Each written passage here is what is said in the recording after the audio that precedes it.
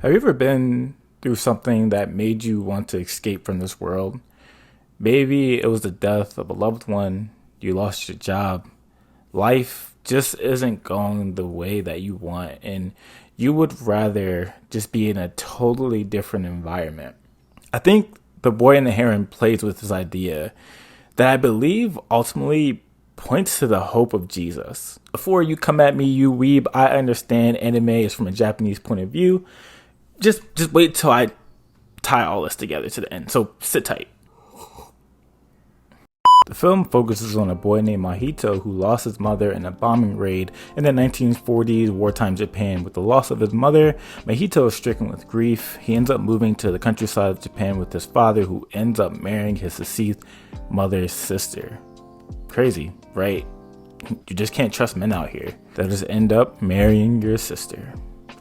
Moving to this place, Mahito has to endure a new environment and new familial adjustments, and just wanting to get away from the world, he stumbles upon a tower that supposedly was built by his great uncle, who ended up dying in the tower from reading too many books. This new adjustment, Mahito is also getting bothered by a gray heron, who's actually like a little troll who wants Mahito for some disturbing purpose. Later in the movie, Mahito's stepmom wanders into the forest that gives the whole house a panic, and in efforts to find her, Mahito follows her into the forest where he stumbles upon the tower again, now available for him to go into. What awaits him is this otherworldly magical world that's filled with magic, cute creatures, man-eating fascist parakeets, and the younger version of Mahito's mother who helps him find his stepmom. While this film was really great to look at, I felt like it was one of those movies that had a lot of things in it for you to keep up with. I feel like when it goes on streaming, we'll be able to appreciate it more and to go back and pull out the elements and the things that we missed. But the most significant part, at least for me, is literally the end scene. Mahito, who after finding his stepmother, is drawn to his supposedly dead uncle who created this world, and the main reason for his uncle requesting his presence and having the Heron annoy Mahito and harass him is because his uncle chose Mahito as a successor to continue to keep the world alive with building blocks that he put together every 3 days. It's not a coincidence that his uncle offered him this proposition to be basically god of his own world, manage it, to mold it, to perfect the world in his own image, a place where there is no war or death or destruction. But Mahito refuses his uncle's offer, taking his chances with the suffering of the real world rather than isolating himself and building a new one, leading to a dictator parakeet destroying the world on faulty building blocks and the tower and the world being completely destroyed. I think what's crazy about his uncle inviting Mahito to try and take over this other world is that it kind of plays on Mahito's grief a little bit. Mahito lost his mother and has his world flipped upside down, having his stepmom replace his mom to take care of him. Mahito is in a vulnerable position where, in trying to have his world to be the way he wants, he could very easily have taken his uncle's offer, and throughout the movie, Mahito matures enough to the point where he is okay with dealing with the reality of the real world. Which brings us to the application for us in our real time. Coffee break. The movie's Japanese name is called How Do You Live, referencing a 1937 novel revolving around another teenage boy who navigates life as he learns about growth, grief, and the human experience.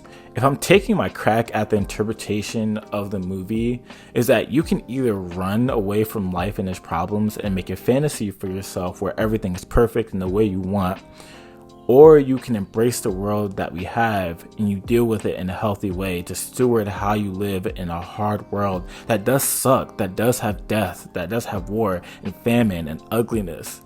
I've had my fair share of griefs. My father passed when I was 15. There was a time for me when I wanted a different life, a different world. I wanted to run from everything because I lost someone dear to me, and I had a bunch of unhealthy coping mechanisms to try to make that happen. Mahito was tempted with the idea to isolate from a world that caused him so much hurt and pain. I think for us as humans, we inherently know that this world is not what it's supposed to be. A world that has so much brokenness, so much evil. We ask ourselves the question, will it always be this way?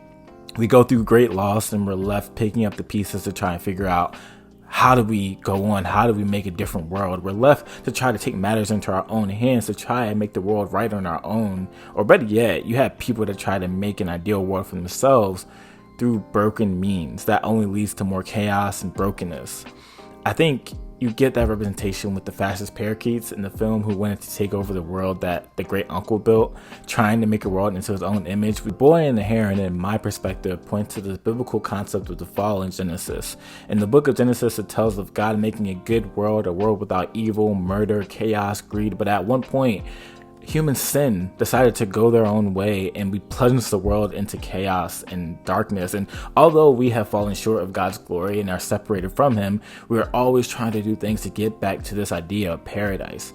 Some, because of sin, take it to the extreme and try to make an ideal world by force that just ends up in more chaos and murder and sin. The boy and the heron draws out this reality that we as humans want a better world than this, but we are unable to do so, or when we try to do it in some pretty messed up ways. But there's hope in the fact that we are unable to make a perfect world, because God in his goodness promises us a new world. A good God who in his love for us has promised something better than the world that we have. One that is without death, mourning, war, or sorrow. And God set it in motion with the first coming of Jesus. Jesus came into the world to live a perfect life, a sinless life. He then died on the cross, suffering what we deserve for our rebellion. He then rose from the dead to not only secure the redemption of everyone who would trust in his name, but Jesus rising from the dead points to this reality that God is literally making all things new, even us as human beings. Isaiah 65 says this, "For behold, I create new heavens and new earth, and the former things shall not be remembered or come into mind." Revelation 20 says, "And he who has seated on the throne said, Behold, I am making all things new." Also, he said, "Write these down, for these words are trustworthy and true."